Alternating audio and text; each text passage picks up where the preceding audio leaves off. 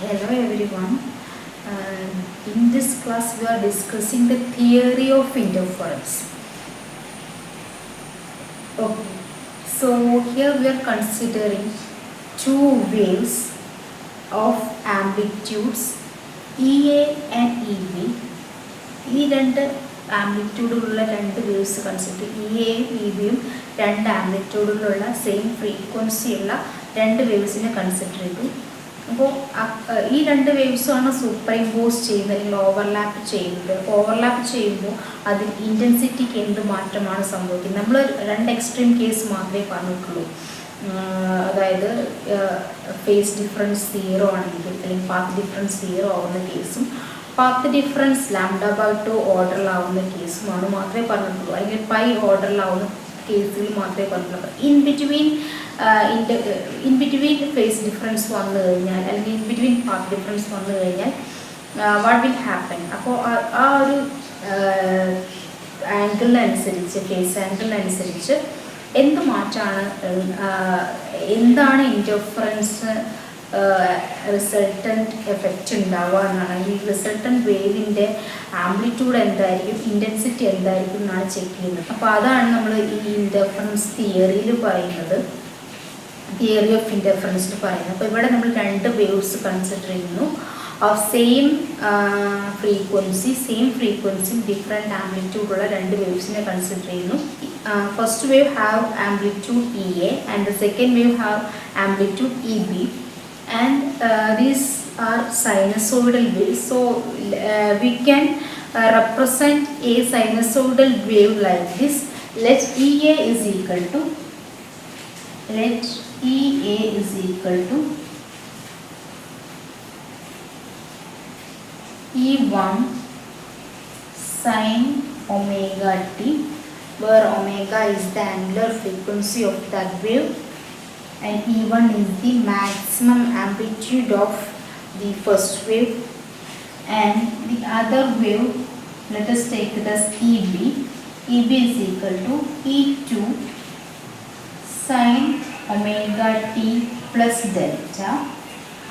ഈ രണ്ട് വേവ്സും തമ്മിൽ ഒരു ഡെൽറ്റ ഫേസ് ഡിഫറൻസ് ഉണ്ടെന്ന് വിചാരിക്കും. രണ്ട് വേവ്സ് കൺസിഡർ ചെയ്യുന്നത് ഒന്നിൽ നിന്ന് ഒരു ഫേസ് ഡിഫറൻസ് ഉള്ള വേവാണ് നമ്മൾ കൺസിഡർ ചെയ്യുന്നത്. രണ്ടിൻ്റെ ആംപ്ലിറ്റ്യൂഡ് സെയിം അല്ല. Maximum amplitude here it is E1 and here it is E2. രണ്ടിൻ്റെയും ഫ്രീക്വൻസി സെയിം ആണ്. ഫ്രീക്വൻസി സെയിം ആയിട്ടുള്ള രണ്ട് വേവ്സ് കൺസിഡർ ചെയ്യുന്നു. ആംപ്ലിറ്റ്യൂഡ് ഡിഫറെൻ്റ് ആണ് and they have A constant phase difference delta.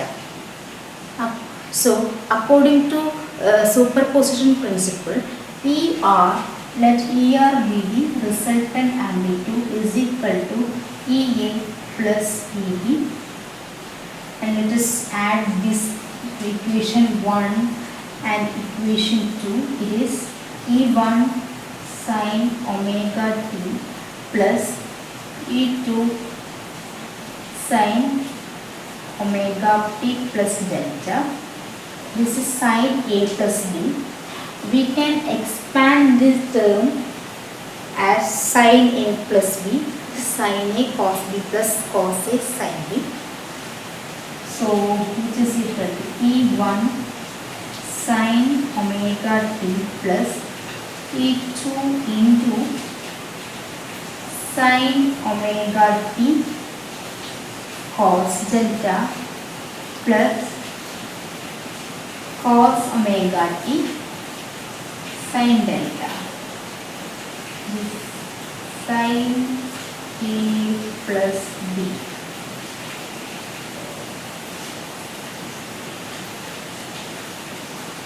Expanding, ER is equal to E1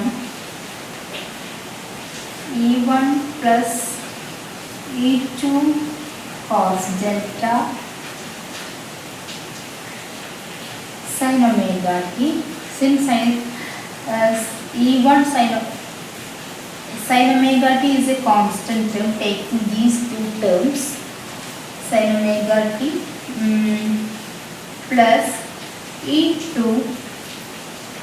cos omega t sin delta. So the resultant wave has amplitude is changed and they have same frequency. അപ്പോൾ നമ്മൾ superimpose ചെയ്ത് കഴിഞ്ഞാലും അതിൻ്റെ ആംപ്ലിറ്റ്യൂഡാണ് change ആയത്. Resultant വേവിൻ്റെ ഫ്രീക്വൻസിയിൽ change ഒന്നും സംഭവിച്ചിട്ടില്ല. Omega തന്നെയാണ് അതിൻ്റെ ഫ്രീക്വൻസി വരുന്നത്.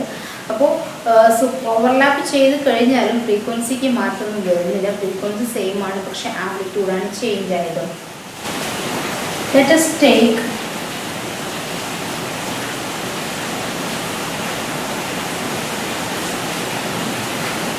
E1 plus E2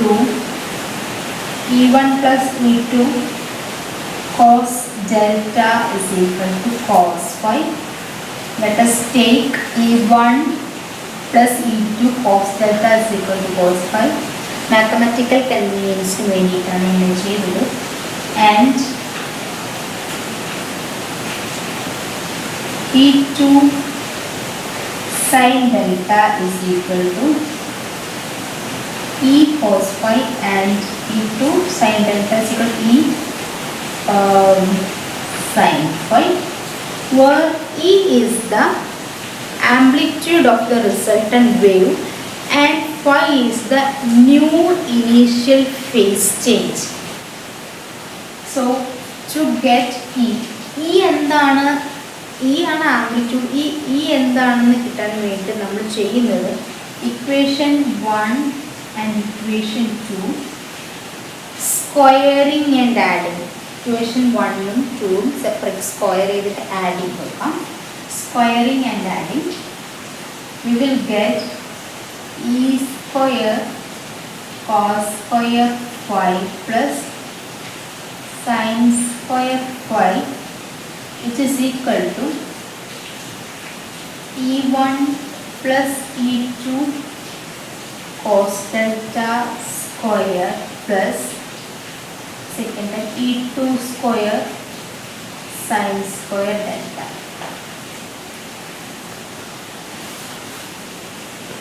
So here we have cos square theta plus sin square theta is equal to 1.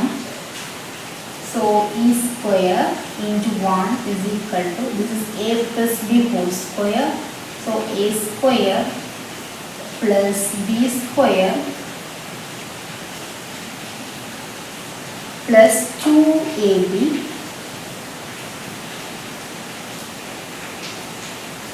plus this term E2 square sin square delta. Here we have E2 square cos square delta and E2 square sin square delta.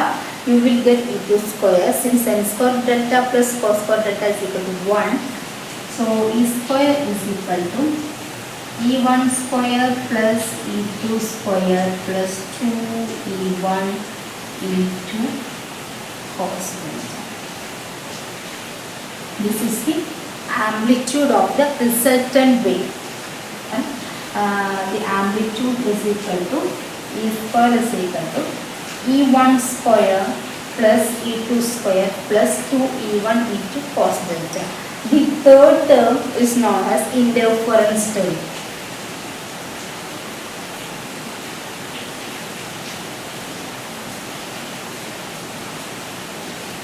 അപ്പോൾ നമ്മൾ face കൂടി consider ചെയ്തിട്ട് നമ്മൾ ഈ രണ്ട് waves overlap ചെയ്യുന്ന സമയത്ത് അതിൻ്റെ ആംപ്ലിറ്റ്യൂഡ് എന്താണ് സംഭവിച്ചത് നമ്മൾ ജസ്റ്റ് ആഡ് ചെയ്യുന്ന സമയത്ത് രണ്ടും ആൽജിബ്രൈക് സം, രണ്ടിൻ്റെയും ആംപ്ലിറ്റ്യൂഡുകൾ സം ചെയ്യാണ് ചെയ്തത്. ഇവിടെ നമ്മൾ സൈനസോയ്ഡൽ വേവ് ആണ് കൺസിഡർ ചെയ്തത്. അപ്പോൾ നമ്മൾ വേവിൻ്റെ വേരിയേഷൻ കൂടി കൺസിഡർ ചെയ്തിട്ടുണ്ടായിരുന്നു. നേരത്തെ നമ്മൾ ചെയ്തത് അതിൻ്റെ മാക്സിമം ആംപ്ലിറ്റ്യൂഡ് മാത്രമാണ് എടുത്തത്. അപ്പോൾ സൈൻ വേരിയേഷൻ കൂടി നമ്മളിവിടെ കൺസിഡർ ചെയ്യുന്ന സമയത്ത് നമുക്കൊരു എക്സ്ട്രാ ടേമും കൂടിയും വരുന്നുണ്ട്. അപ്പോൾ ഈ സ്ക്വയർ എന്ന് പറയുന്നത് റിസൾട്ടൻറ്റ് വേവിൻ്റെ ആംപ്ലിറ്റ്യൂഡാണ്. അതിൻ്റെ സ്ക്വയർ എന്ന് പറയുന്നത് രണ്ടിൻ്റെ separate amplitude square plus and another term 2E1 E2 cos delta. What is E1 and E2?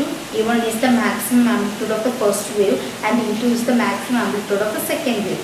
And this term is known as interference term. അപ്പോൾ interference നടക്കുമ്പോഴാണ് ഈ ഒരു ടേമിൻ്റെ പ്രസൻസ് വരുന്നത്. That's why this term is known as interference term. And what is E square? We know intensity is proportional to amplitude square. So E square is the intensity of the resultant wave.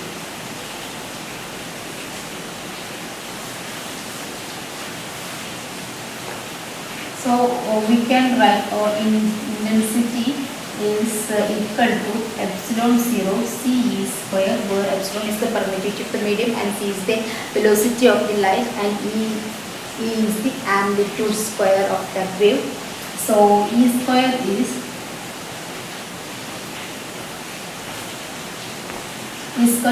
intensity of the resultant wave, which is equal to intensity of the first wave plus intensity of the second wave plus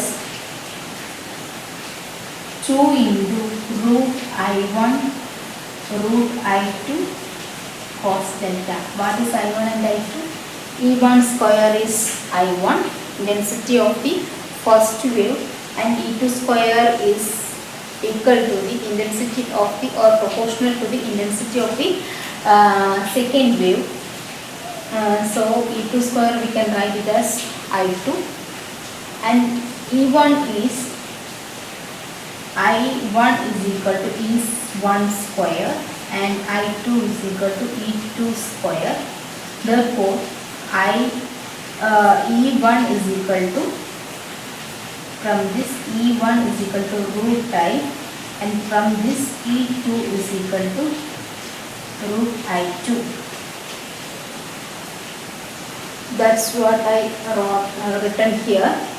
2 into E1 is root I1, E2 is root I2 and cos delta. And we can rewrite this as root I1 I2. Root I1 I2. So this term is known as interference term.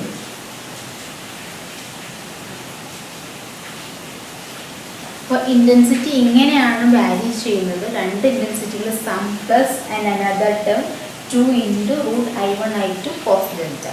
അപ്പോൾ അങ്ങനെയാണ് അതിൻ്റെ intensity distribute ചെയ്യുന്നത്. അപ്പോൾ നമുക്ക് ഓരോ condition നോക്കാം എങ്ങനെയാണ് delta vary ചെയ്യുന്നത്. Delta is the phase difference of between the two waves. അപ്പോൾ ഡെൽറ്റ വാരി ചെയ്യുന്നതിനനുസരിച്ച് എങ്ങനെയാണ് ഡിഫറൻസ് മാക്സിമം ആണോ മിനിമം ആണോ അതൊന്ന് ചെക്ക് ചെയ്യാം. നമുക്കറിയാം, നമ്മൾ ഓൾറെഡി പറഞ്ഞു, പാത്ത് ഡിഫറൻസ് 0 അല്ലെങ്കിൽ 1 ലാംഡ ഓർഡറിലാണെങ്കിൽ കൺസ്ട്രക്റ്റീവ് ഇൻ്റർഫറൻസ് ആണെന്നും, അതുപോലെ ഹാഫ് ലാംഡ ഓർഡറിലാണെങ്കിൽ ഹാഫ് ലാംഡ, അതുപോലെ 3/2 ലാംഡ ഓർഡറിലാണെങ്കിൽ നമുക്ക് ഡിസ്ട്രക്റ്റീവ് ഇൻ്റർഫറൻസ് ആണ് വരുന്നത്. അപ്പോൾ രണ്ട് മാക്സിമം കേസുകൾ നമുക്ക് നോക്കാം. അപ്പോൾ അതിന് കറസ്പോണ്ടിങ് ആയിട്ടുള്ള പാത്ത് ഡിഫറൻസും ഫേസ് ഡിഫറൻസും ഉണ്ട്. ഫേസാണ് ഇവിടെ ഡെൽറ്റ എടുത്തിരിക്കുന്നത്. അപ്പോൾ പാത്ത് ഡിഫറൻസ് 0 എന്ന് പറയുമ്പോൾ ഫേസ് ഡിഫറൻസും 0 ആയിരിക്കും. അപ്പോൾ ഫസ്റ്റ് കേസ് നോക്കാം. Delta is equal to 0. Delta 0 ആവുന്ന സമയത്ത് എന്ത് വരും? Cos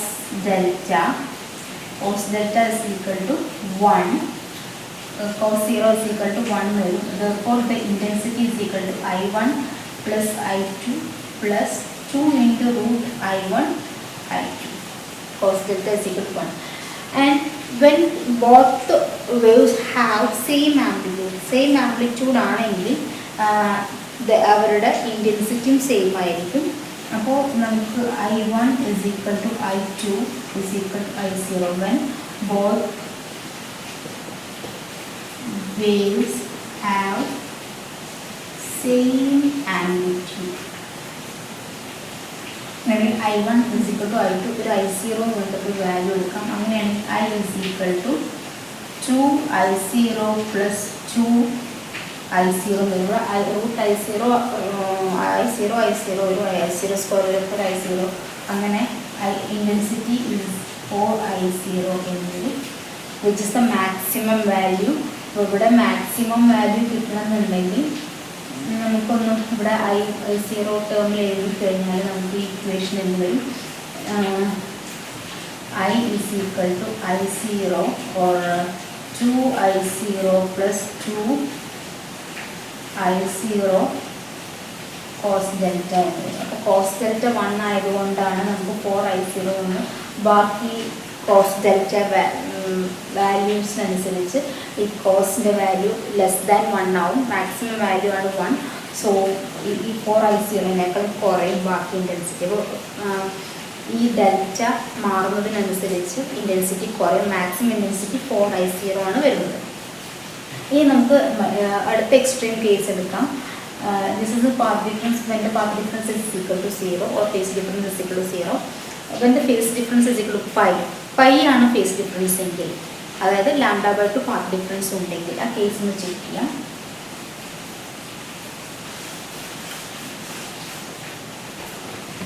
When delta is equal to pi, we have cos pi is equal to -1 and both have same amplitude, so the intensity will also be equal. Therefore I is equal to 2I0 plus 2I0 into -1 വരും. -1 ആണ് cos delta വരുന്നത്. അതുകൊണ്ട് I is equal to 2I0 minus 2I0 is equal to 0. അപ്പോൾ phase difference pi അല്ലെങ്കിൽ path difference corresponding path difference λ/2 ആണ്. അങ്ങനെയാണെങ്കിൽ ഇതിൻ്റെ intensity എന്ന് പറയുന്നത് 0ലേക്ക് വരും. അപ്പോൾ മിനിമം ഇൻറ്റൻസിറ്റി ആണ്. അപ്പോൾ ഫേസ് ഡിഫറൻസ് പൈ ആണെങ്കിൽ condition for destructive interference, we will get a dark band or dark fringe or standby dark region we will get at that point. Okay, in between എന്താണ് check ചെയ്യാം. അപ്പോൾ in between കോസിൻ്റെ valuation ആണ് വരുന്നത്. Cos value cos delta വാല്യൂസിനനുസരിച്ചാണ് in between phase വരുന്ന സമയത്ത് വാരി ചെയ്യുന്നത്. Let us take delta is equal to pi/2. pi/2 ആണെങ്കിൽ cos pi/2 is equal to 0 എന്ന് വരുമ്പോൾ I is equal to 2I0 plus 2I0 into 0 എന്ന് വരും. therefore I is equal to 2I0 എന്ന് വരും. അപ്പോൾ ഇൻറ്റൻസിറ്റി കുറഞ്ഞു. 0ൽ നിന്ന് pi/2 ആയപ്പോൾ ഇൻറ്റൻസിറ്റി കുറയാണ് ചെയ്തത്. അതുപോലെ 45 നിങ്ങൾ എടുത്ത് നോക്കാം, pi/4 എടുത്ത് നോക്കാം. ഓരോ തീറ്റ ഡെൽറ്റ വാല്യൂസിനനുസരിച്ചും ഓരോ കോസ് വാരിയേഷൻ ആണ് വരുന്നത്. അപ്പോൾ അതിൻ്റെ ഒരു ഇൻറ്റൻസിറ്റി ഡിസ്ട്രിബ്യൂഷൻ എങ്ങനെയാണ് വരുന്നത്, ഈ ഇൻ്റർഫറൻസ് പാറ്റേണിൽ ഇൻറ്റൻസിറ്റി ഡിസ്ട്രിബ്യൂഷൻ എങ്ങനെയാണ് വരുന്നത് എന്നുള്ളതിൻ്റെ ഒരു പിക്ചോറിക്കൽ ഒരു ഗ്രാഫിക്കൽ റെപ്രസെൻറ്റേഷൻ നമുക്ക് ഒന്ന് വരച്ച് നോക്കാം ഈ തീറ്റ വാല്യൂ അനുസരിച്ച്. Here we are plotting the intensities versus intensity of the interference pattern versus phase angle.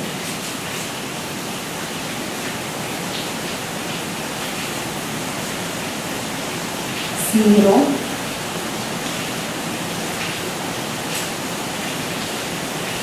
pi, 2 pi, 3 pi,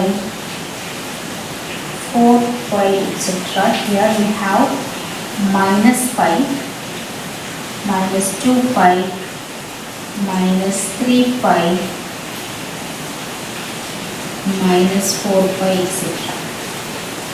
This is delta variation, and this is the intensity variation. Right. So when delta is equal to 0, you will get maximum amplitude 4I0. This is 4I0. You will get maximum amplitude, and at pi you will get 0 amplitude, and that pi/2 you will get 2I0. Just half of it, 2I0. You will get 2I0. And in between pi/4, you take pi/4, you will get in between it is between here and 3 pi/4. You take all the values and draw the intensity variation curve. You will get like this.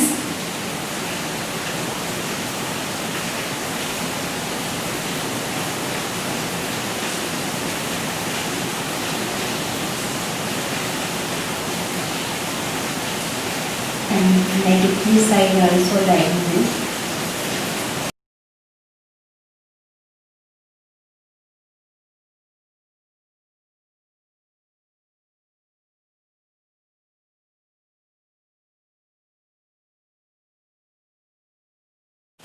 I will show the exact picture in this video here, and this is you will get maximum intensities at 0, 2 pi, 4 pi, etc. And you will get minimum intensities at pi, 3 pi, 5 pi, etc. And in between 0 and pi, or maxima and minima, you will have the cos variation, cos delta variation. And this is the intensity distribution of the interference pattern when two waves interfere at a point. So this is all about the theory of interference. And what is interference? Interference is the redistribution of redistribution of light waves when two coherent sources superimpose at a point.